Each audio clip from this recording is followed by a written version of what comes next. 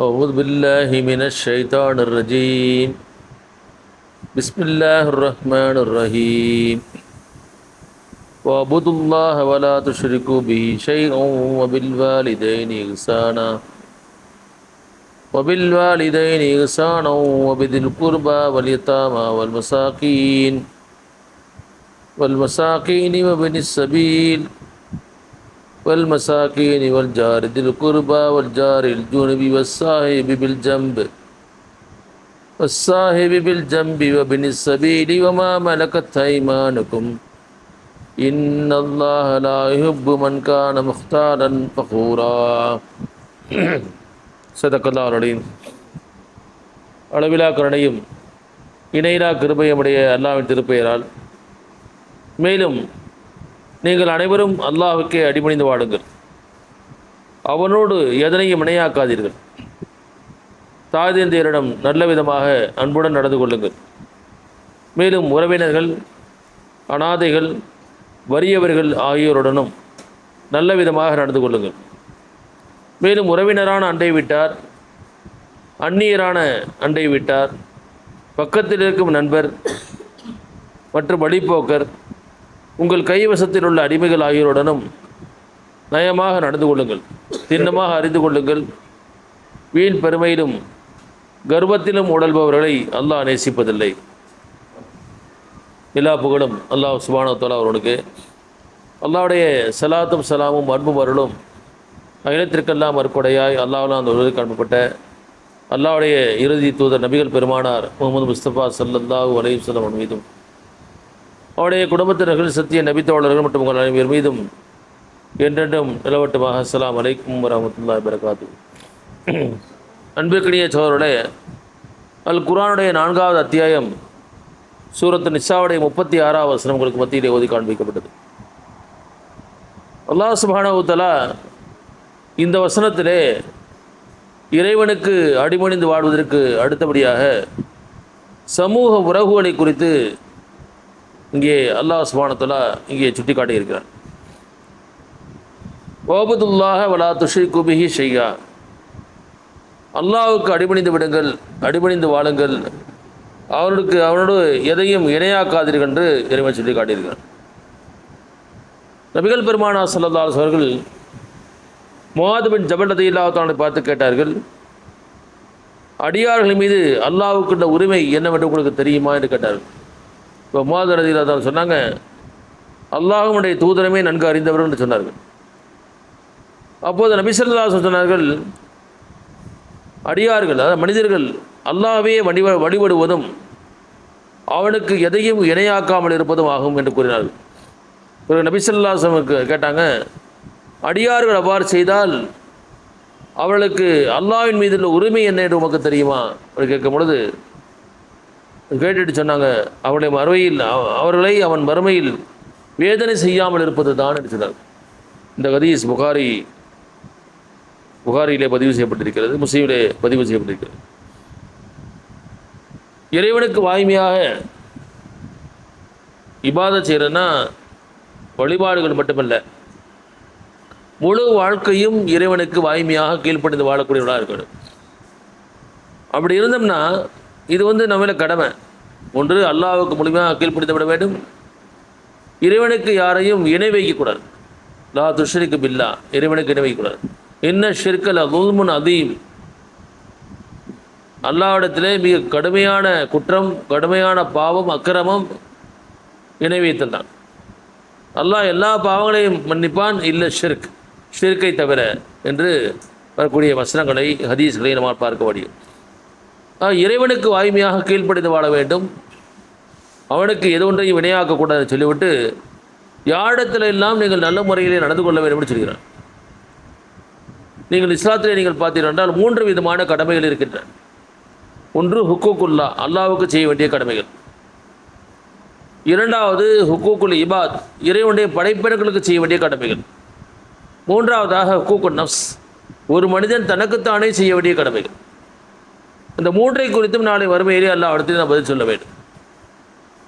அல்லாஹ்வுக்கு உடைய கடமைகள் என்றால் இறைவன் ஒருவனை என்பதை ஏற்றுக்கொள்வது அவருடைய வேதத்தின் அடிப்படையிலேயும் அவருடைய திருதூதர் ஸல்லல்லாஹு வாழ்க்கையின் அடிப்படையில் அவருடைய வாழ்க்கை அமைத்துக் கொள்வது,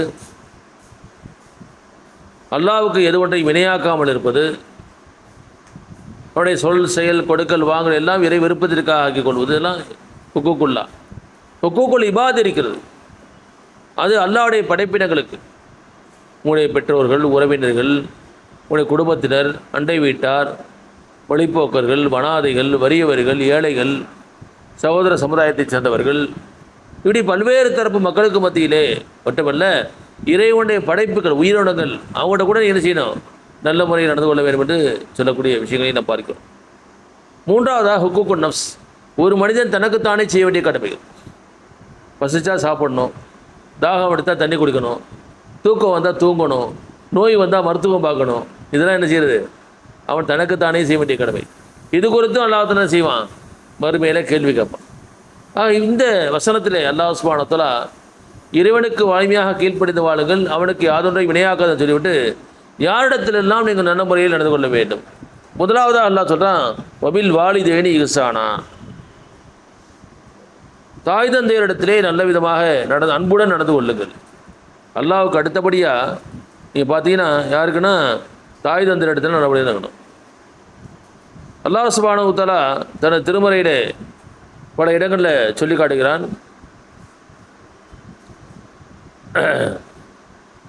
லா துஷ்ரிக்கு பில்லான்னு சொல்லக்கூடிய விஷயம் தான். அல்லாஹ் தஆலா சொன்னால், எனக்கு நன்றி செலுத்து, அனிஷ்குருளி வழி வாலிதைக்க, எனக்கு நன்றி செலுத்து, என்னுடைய பெற்றோருக்கும் நீ நன்றி செலுத்துக்கிறோம்.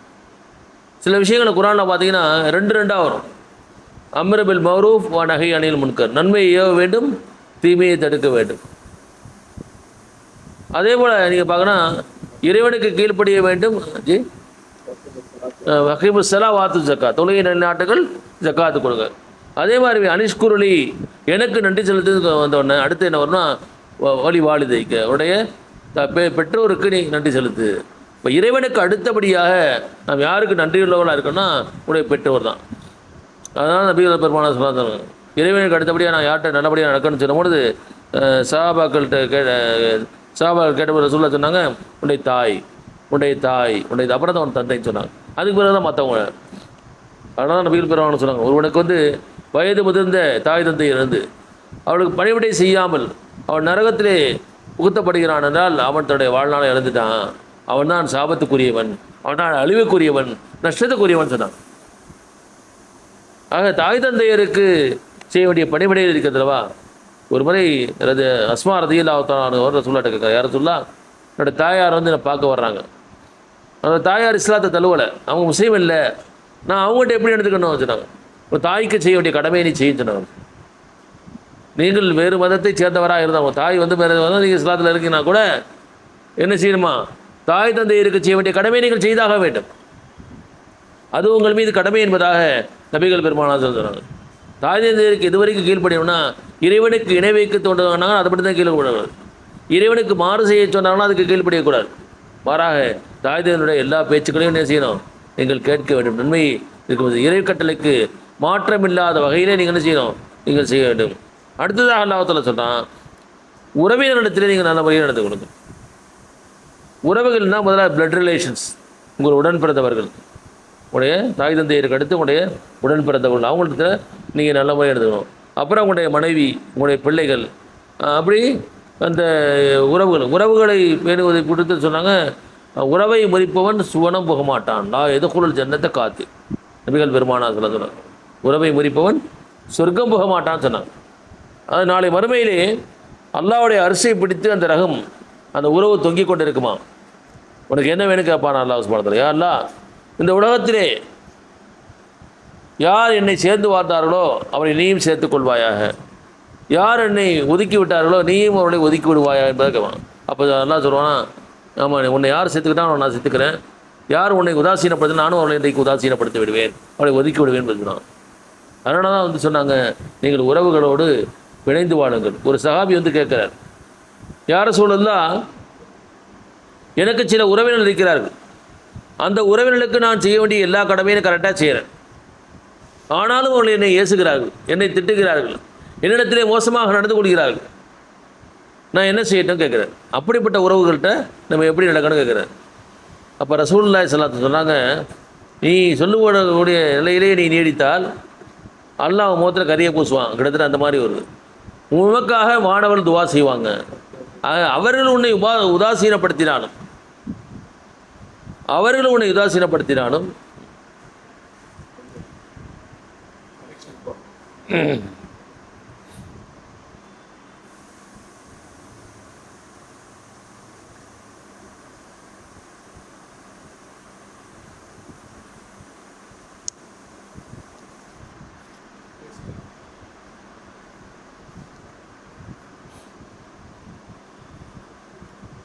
அது ரெக்கார்டிங்க எப்படி சார் இந்த லைவ்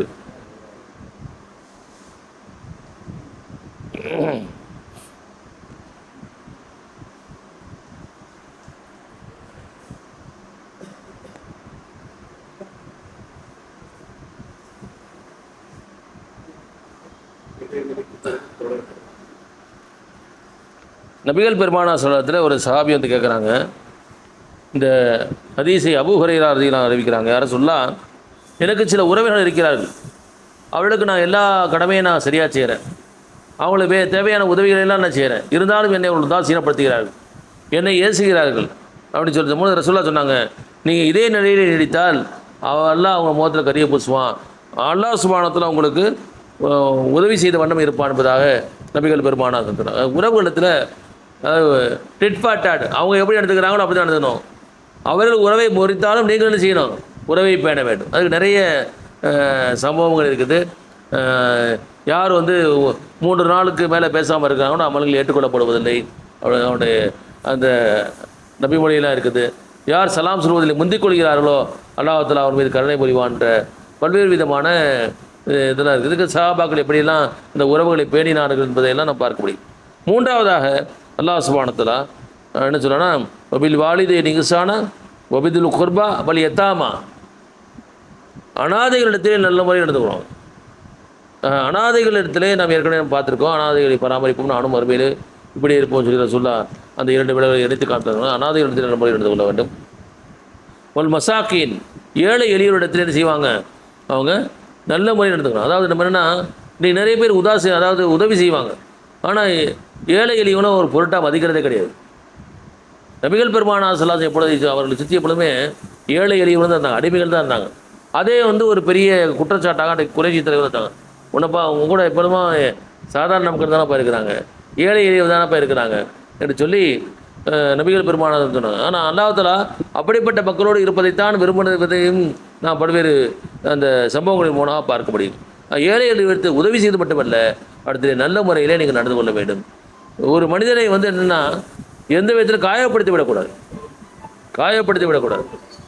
மனிதாபிமானம் என்பது மனித உரிமைகள், அவனுடைய இந்த தன்மானத்திற்கு இழுக்கு நேரக்கூடிய விதத்திலே அவனுக்கு என்ன செய்யக்கூடாது, அவனை பேசக்கூடாது, அவனுடைய நடவடிக்கை இருக்கக்கூடாது, உதாசீனப்படுத்தி விடக்கூடாது.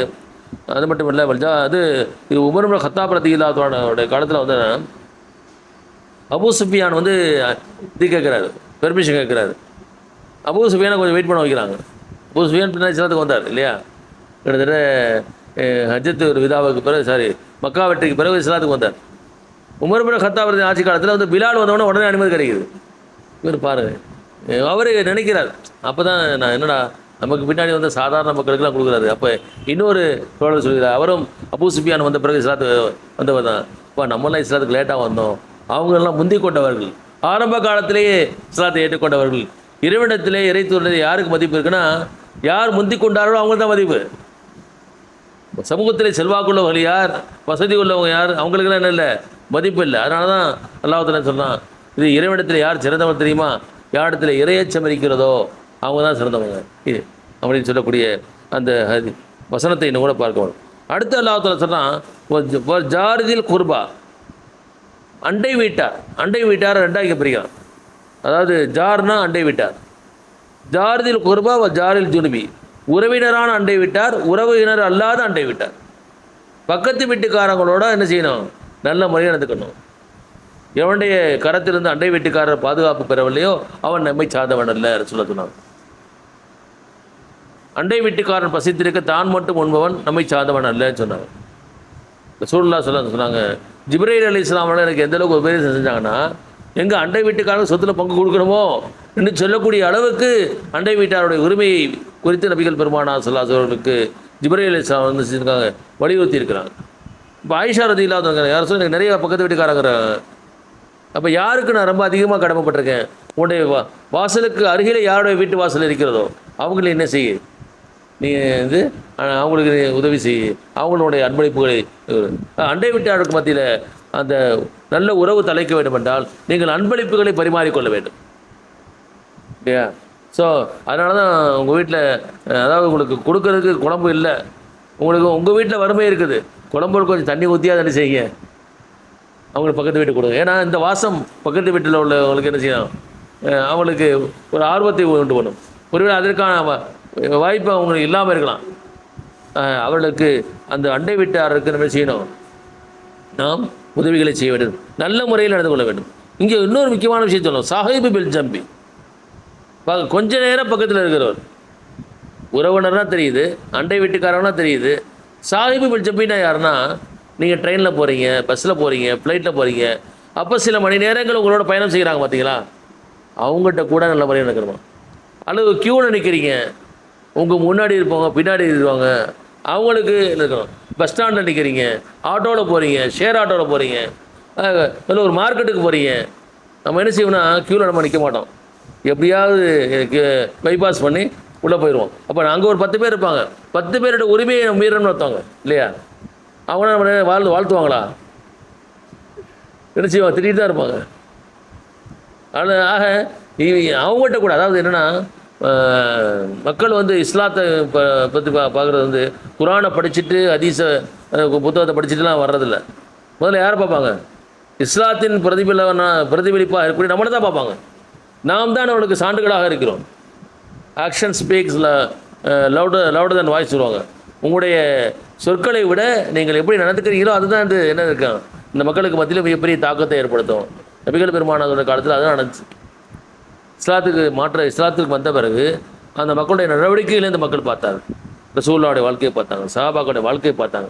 அது அந்த மக்களை சாராக இந்த இஸ்லாத்து பக்கம் ஈர்த்தது என்பதை பார்க்க முடியும்.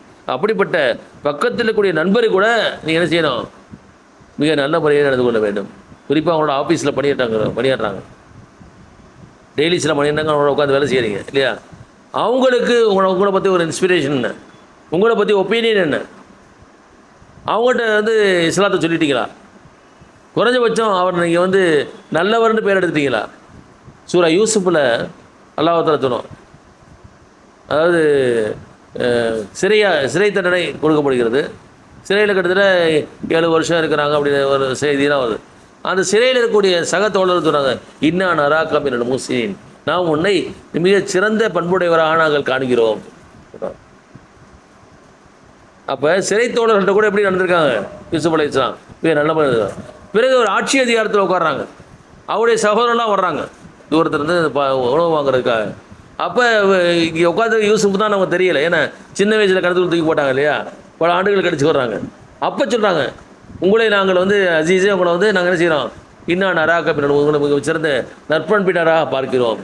ஒரு இறை நம்பிக்கையாளன் வந்துன்னா எல்லா நிலைகளிலும் ஒரு முஹ்சினாக திகழ வேண்டும், நல்ல ஒழுக்கமுடையவனாக திகழ வேண்டும், நல்ல பண்புடையவனாக திகழ வேண்டும், நல்ல நடத்தையுள்ளவனாக திகழ வேண்டும்.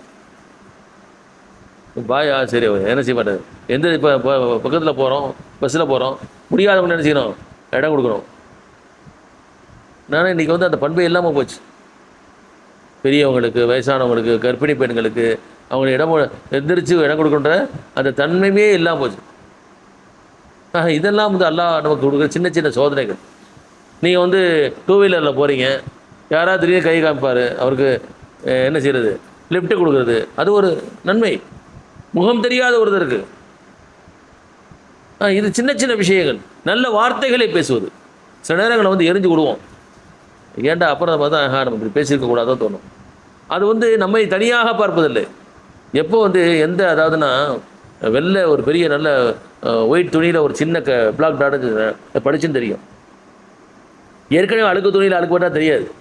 ஸோ நம்மை அவர்கள் வந்து ஒரு இஸ்லாம்னா என்னமோ எதிர்பார்க்குறாங்க, இவங்க வந்து பின்னால் வந்த மார்க்கத்தை பின்பற்றுறாங்க, இறை மார்க்கம் சொல்கிறாங்க, இவங்க இப்போ இந்த நடவடிக்கைகளுடைய பண்புகள் எப்படி இருக்கிறது என்பதை பார்க்கிறார்கள். நம்மை பார்த்து தான் இஸ்லாத்தை புரிந்து கொள்கிறார்கள்.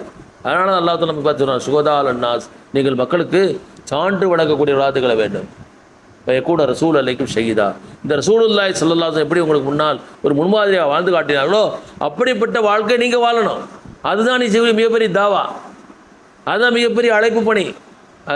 இங்கே அல்லாஹ் தஆலா ஸ்பெசிஃபிக்காக சொல்கிறான், வஸ்ஸாஹிபி பில் ஜம்பி, பக்கத்தில் இருக்கக்கூடிய நண்பர். அதுக்கடுத்து வபிலி சபீல், வழிபோக்கு இடத்திலே நிலைமை கொள்ளுங்கள். ஒமா மலக்கத் ஐமானுக்கும், உங்கள் வழக்கரம் சொந்தமாக்கி கொண்டவர்கள். வழக்கரம் சொந்தமாக்கி கொண்ட அடிமைகள் நினைக்கிறாங்க. இன்றைக்கு உங்களுக்கு கீழே இருக்கக்கூடிய பணியாளர்கள், உங்களோட கீழே உங்களோட சக பணியாளர்கள், அவங்க மத்தியில் நீங்கள் என்ன செய்யணும்? நல்ல முறையில் நடந்து கொள்ள வேண்டும். இன்னும் எந்த அளவுக்குன்னா ரசூலுல்லாஹி ஸல்லல்லாஹு அலைஹி வஸல்லம் சொன்னாங்க, உங்களுக்கு ஒரு பணியாளர் இருக்கிறார், அவர் உங்களுக்கு உணவு சமைத்து தருகிறார்னா கொஞ்சம் என்னைக்கா அவரான செய்யுங்க, முடிஞ்சால் அவங்கள பக்கத்தில் உட்கார வச்சு அவரை சாப்பிட வைங்க. அல்லது நீங்கள் சாப்பிடக்கூடிய உணவிலிருந்து என்ன செய்யுங்க, அவருக்கு உணவு வைங்க.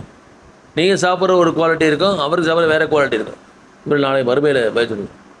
அவர்கிட்ட எப்படி நான் எந்த அளவுக்கு நடந்து ஒரு மாதிரி என்னென்னா, இதுக்கு அப்துல்லா இப்னு மசூத் அல்லது அப்துல்லா இப்னு அப்பாஸ் தெரியல, அவர் தன்னை விட சிறந்த ஆடையை தன்னோட அடிமைக்கு வாங்கி கொடுப்பாராம். ஏன்னா நாளைக்கு இவருக்கு நான் பதில் சொல்லணும்.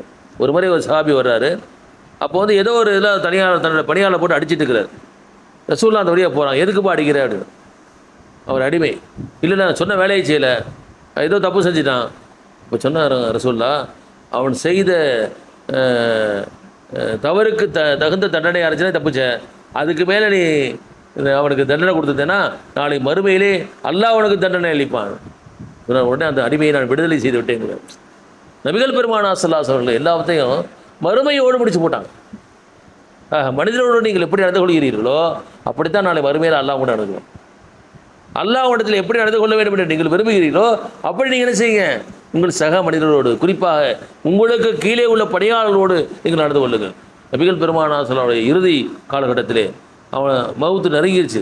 அப்போ தொழுகை சொன்னான், உங்கள் அடிமையிட்டு நல்ல விதமாக நடந்துக்குங்க, பெண்கள் இடத்துல நல்ல விதமாக நடந்துக்குங்க. ஆனால் இன்றைக்கி அதே மாதிரி அடிமைகள் மட்டும் இல்லை, இன்றைக்கி இதோடைய மனைவியர் இடத்துல மக்கள் எப்படி மிக மோசமாக நடந்து கொள்கிறார்கள். அடிமையை விட கேவலமாக நடத்துகிறாங்க. ட்ரில் மாஸ்டர் மாதிரி, ரிங் மாஸ்டர் மாதிரி நடத்துகிறாங்க. அப்படியே உள்ளே வந்தால் அவர் வீட்டை விட்டு எப்போ போனால் அப்போ தான் வீட்டில் ஒரு ஃப்ரீடம் கிடைச்ச மாதிரி இருக்கும். அந்த மாதிரி சில குடும்பங்கள்லாம் இருக்குது. எல்லா குடும்பமும் அப்படி இருக்குன்னு சொல்ல மாட்டேன், ஒரு சில குடும்பங்கள் அப்படி இருக்குது. இப்போ அந்த மனிதனுக்கு என்ன வேல்யூ இருக்கும்? எப்பொழுது அந்த குடும்பத்தில் வீட்டுக்கு வர்றாருன்னு என்ன மனைவி எதிர்பார்க்கணும், அப்பா எப்போ வருவார் இருக்கணும். அப்பா வந்தால் ஏதோ ஒரு பெரிய மிலிட்ரி மேன் மாதிரி வந்துட்டு அப்பா ஒழுங்காக இருப்பான், அவங்ககிட்ட நம்ம எதிர்பார்க்கக்கூடிய மாற்றத்தை கொண்டு வர முடியாது. ஆக நல்ல மக்களிடத்திலே நல்ல நடந்து கொள்வது சொல்லிட்டு இதெல்லாம் சொல்கிறாங்க. யார்கிட்டனா பெற்றோரிடத்திலே, உறவினரிடத்திலே, எத்தீம் அநாதையிடத்திலே, ஏழை எளியனிடத்திலே, உறவினரான அண்டை விட்டார், அந்நியரான அண்டை விட்டார், பக்கத்தில் இருக்கக்கூடிய நண்பர், வழிப்போக்கர்கள், உங்களுடைய பணியாளர்கள் எல்லாத்துலேயும் நீங்கள் செய்யுங்க. உடனே பார்த்தா ஒட்டுமொத்த மனித குலத்திலையும் என்ன செய்யணும், நீங்கள் நல்ல முறையில் நடந்து கொள்ளணும் சொல்லிட்டு கடைசி சொல்கிறான் அல்லாஹ் தஆலா,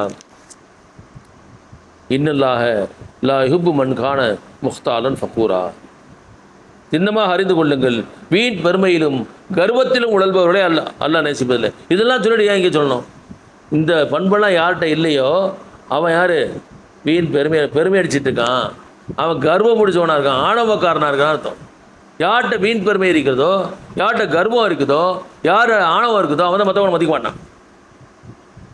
இன்னல்லாஹ லா யுஹிப்பு மன் கான முக்தாலன் ஃபக்கூரா, இறைவனுக்கு நீங்கள் கீழ்ப்படிய வேண்டும், அவனுக்கு எதையும் வினை வைக்கக்கூடாது, இந்த மக்களிடத்திலே நல்ல முறை நடந்துக்கணும். அப்படி நடந்துக்கலைன்னா உங்கள்கிட்ட என்ன தீய பண்பு இருக்குது? உங்கள்கிட்ட கர்வமும் ஆணவமும் அகங்காரம் இருக்கிறது. சின்னமாக அல்லாஹ்வுடைய யாருடைய உள்ளத்தில் அனுபவமே கர்வம் இருக்கிறதோ பெருமை இருக்கிறதோ அல்லாஹ் அவனை நேசிக்க மாட்டான். கணியத்துக்குரியவர்களே, இறைவனை இஸ்லாம், அதனால இஸ்லாம் ஒரு வாழ்வியல் மார்க்கம். வாழ்க்கை முழுவதும் வணக்கம் என்று சொல்கிறது. இபாதத் செய்வது மட்டுமல்ல, இறைவனுக்கு செய்ய வேண்டிய கடமைகள் மட்டுமல்ல, இறைவனுடைய படைப்புகளுக்கும் செய்ய வேண்டிய கடமை இருக்கிறது. அது குறித்தும் நாளை மறுமையிலே அல்லாஹ்விடத்தில் பதில் சொல்ல வேண்டும். அதுவும் ஒரு வணக்கம்தான் என்பதை வலியுறுத்தக்கூடிய ஒரு வசனமாகத்தான் இருக்கிறது இந்த வசனம். இந்த வசனத்தின் அடிப்படையில் நம்முடைய வாழ்க்கை அமைத்துக் கொள்வதற்கு சக மக்களோடு, நம்முடைய குடும்பத்தினரோடு, பெற்றோர்களோடு, அல்லாஹ் சுப்ஹானஹு வ தஆலா சொன்ன இந்த எல்லா மக்களோடும் சிறந்த முறையிலே பழகக்கூடிய, சிறந்த பண்பை வெளிப்படுத்தக்கூடிய மக்களாக அல்லாஹ் சுப்ஹானஹு வ தஆலா உங்களையும் என்னையும் ஆக்கல்வானாக. ரப்பனா தக்கபல் மின்னா இன்னக அன்த ஸமீஉல் அலீம் வ துப் அலைனா இன்னக அன்த தவ்வாபுர் ரஹீம் வ ஆகிரு தஅவானா அல்ஹம்துலில்லாஹி ரப்பில் ஆலமீன்.